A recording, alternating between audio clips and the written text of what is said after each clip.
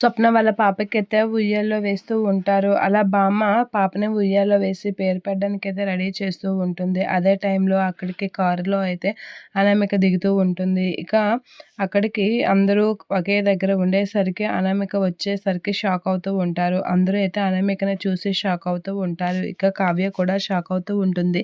కనకమైతే ఎలా అంటూ ఉంటుంది, నిన్నసలు ఎవరు పిలిచారు అని అనేసరికి అందరూ ఒకే దగ్గర చేరారేంటి, సినిమాలో ఎండ్ కార్డ్ ఇచ్చేటట్లుగా శుభం కార్డ్ పలకడానికా అనేదో అంటూ ఉంటుంది అనామిక. అసలు నిన్నెవరు పిలిచారంటే, నన్ను అందరికీ కనువిప్పు కలిగించడానికి వచ్చాను నేను అనేదో అంటూ ఉంటుంది.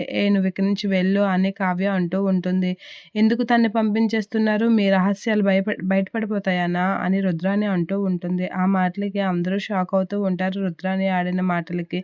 ఇక కావ్య వీళ్ళైతే అలా చూస్తూ ఉండిపోతూ ఉంటారు. అనామిక అయితే మీ అందరికీ కనువిప్పు కలిగించడానికి వచ్చానని చెప్తున్నాను కదా అని అంటూ ఉంటుంది. ఏంటి ఆ విషయం చెప్పు అని అయితే ధనలక్ష్మి అడుగుతూ ఉంటుంది.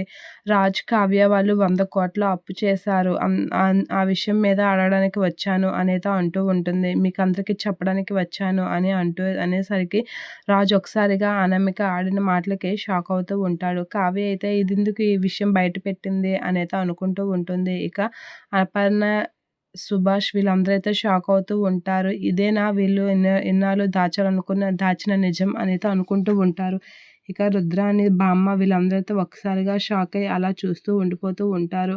100 కోట్ల అప్పా అనేది అనుకుంటూ ఉంటారు అందరూ.